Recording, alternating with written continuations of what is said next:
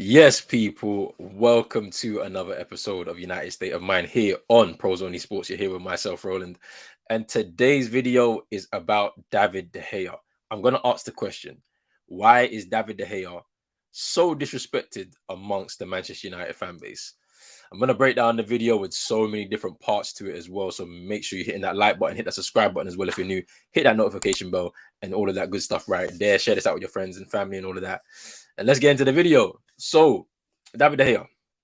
Now, obviously, this has been his status within the team has been a bit of a bone of contention for United fans for maybe at least a couple of years or so. Um, but I believe it's pretty interesting in terms of the conversation that is being had, because when you look at what's happened over, you know, the last 10 years he's been at the club, I believe is it 10 years? It's over 10 years now. It's over 10 years now. I think some of the fans have, maybe overstepped the mark in terms of some of the disrespect that he's probably been given and all of that kind of stuff right there. But yeah, me personally, I'm in the David De Gea fan club, as you know, if you'd say. I mean, I can't really I'm not De Gea FC and all of that type of stuff that people seem to be doing with certain players, but I like David De Gea. I feel like he's done pretty well for the club, and I feel like if anything, he's at a point in terms of legendary status within the club that he can choose wherever he wants to go, essentially.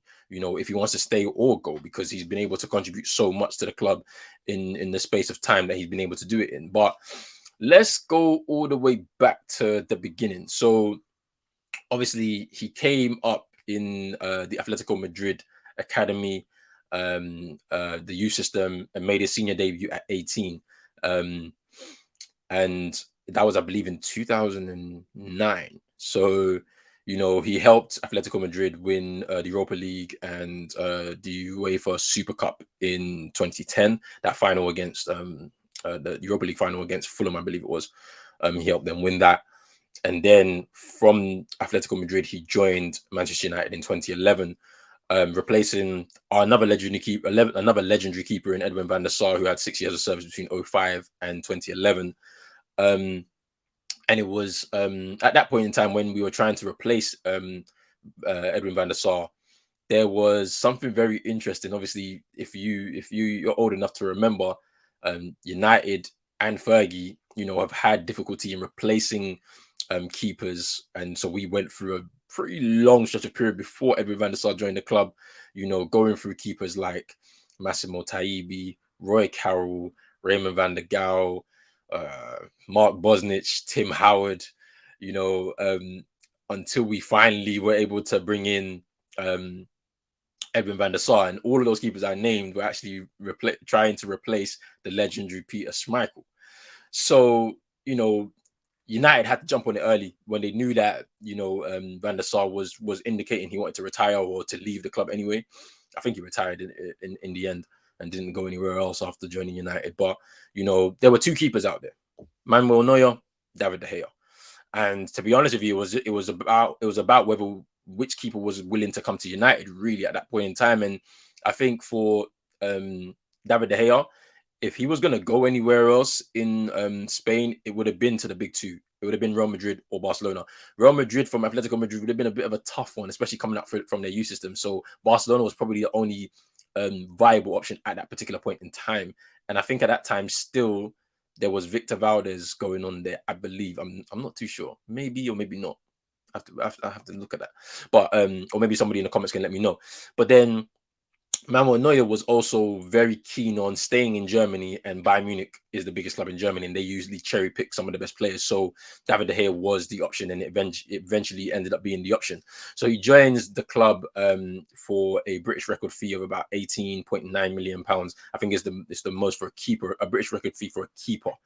And obviously he comes to England. And being so young, coming to England as well, pretty difficult. Like at 20 years old, it can be tough for a 20-year-old to just leave everything that they had in their country where they had their comfort zone, and then move to England where it's a bit different, completely different in terms of lifestyle, culture, and all that type of stuff.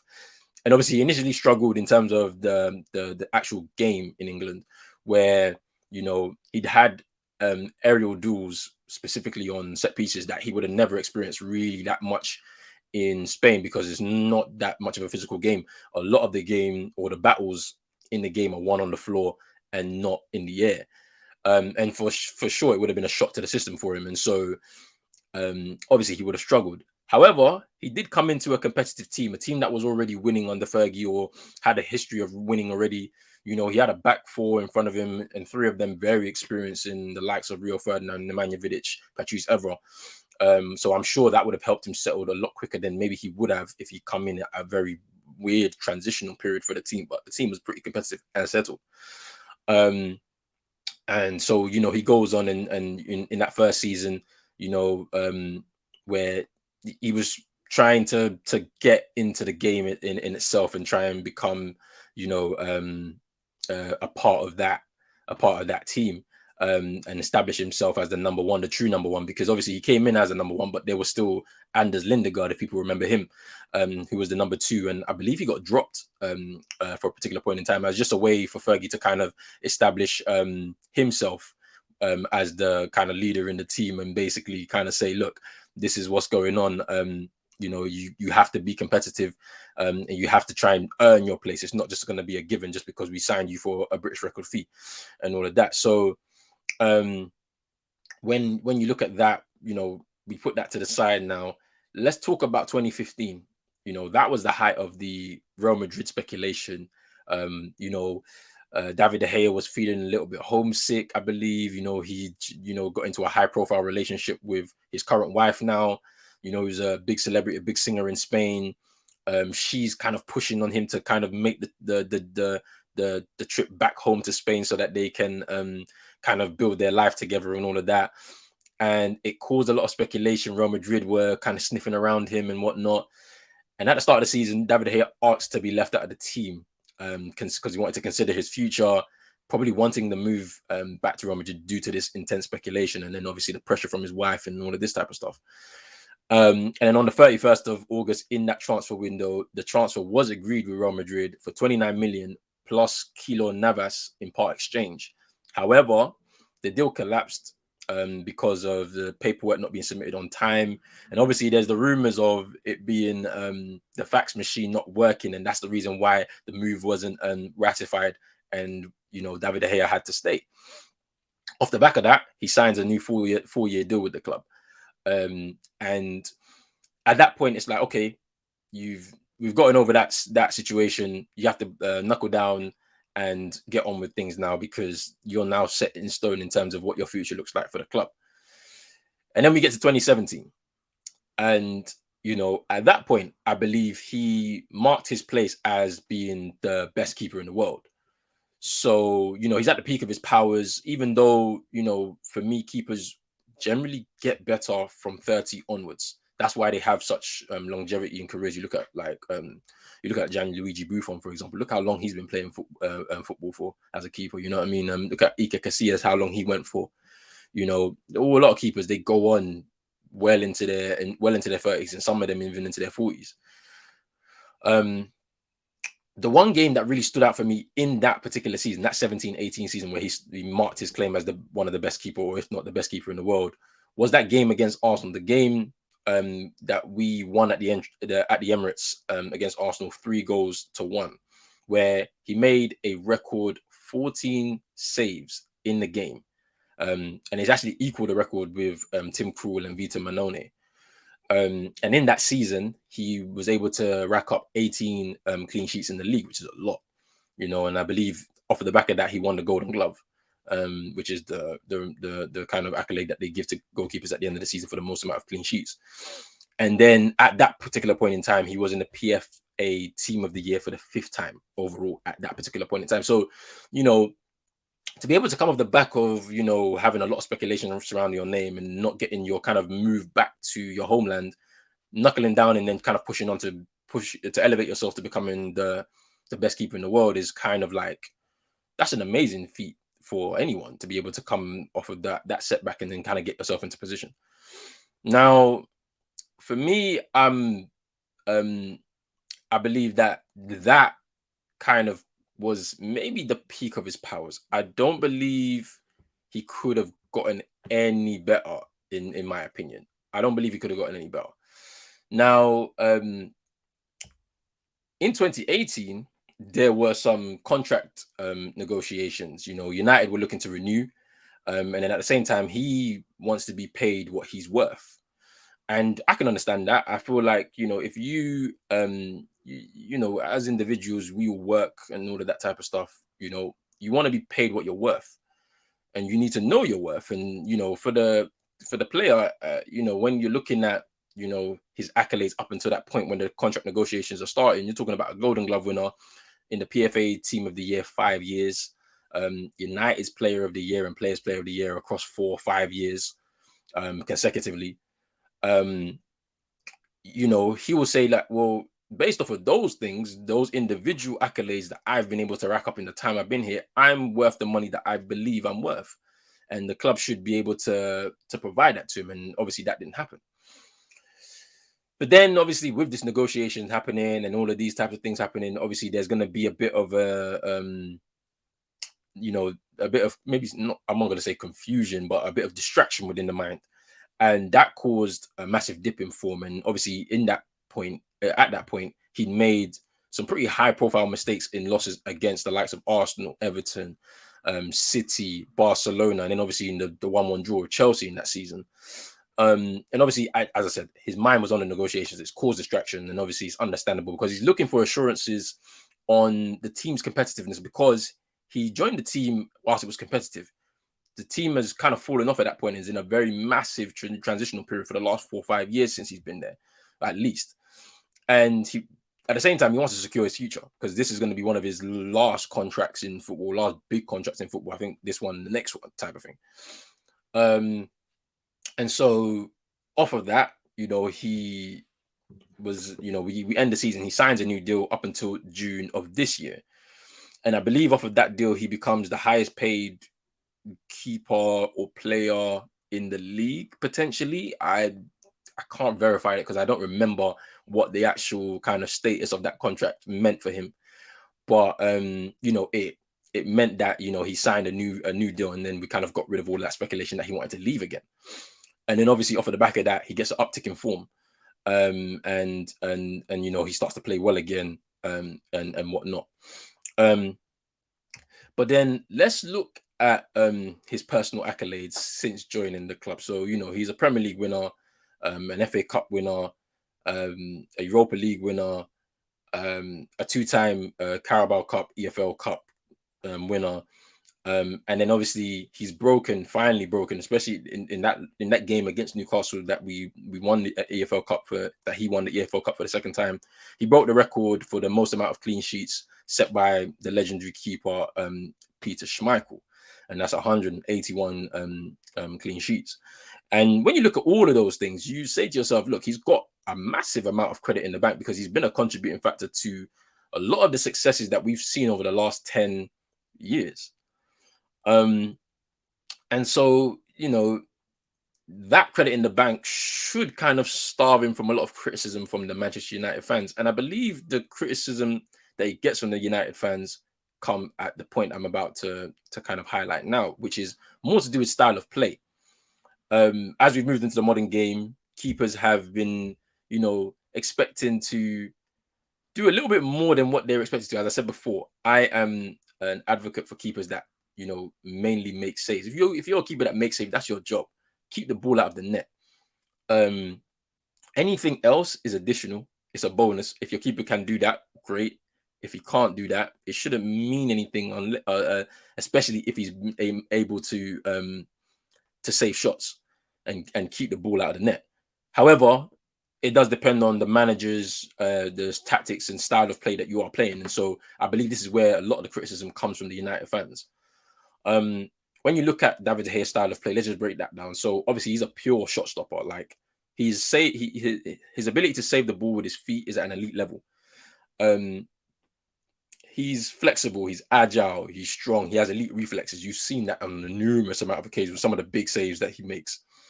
You'll be wondering to yourself, how did he even make that save? But he makes them. he was actually once regarded as quick off his line, able to generate speed over a short distance. But then obviously his game adjusted. I'm not too sure why, but his game adjusted and he's now become a lot more hesitant to come off of his line. He stays on his line, and then often he comes out second best in what the 1v1 situation.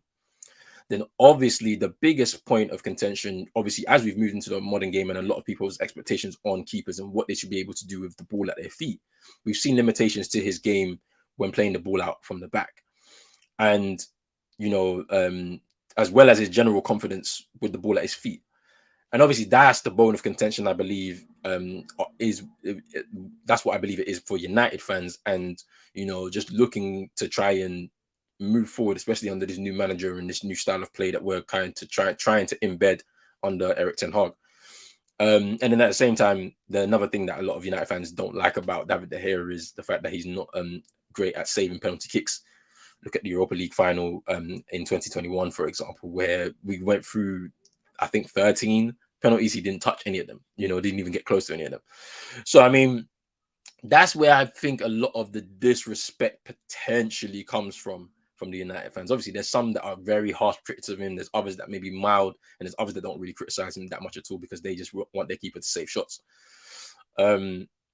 But then it's like, look, all right, with all of that I've discussed, right? Like, how do we proceed from here? So, should an extension come through, because obviously his contract runs out this June. If an extension does come through, it will most likely be on reduced terms. I mean, he was getting paid a lot, or he was offered a lot and signed on for a lot when he renewed his contract in 2018. So, at this point now, you're saying, reduced terms, less money, but, your experience and you can help this team win. Now, a lot of people have asked for Ten Hag to replace him this summer.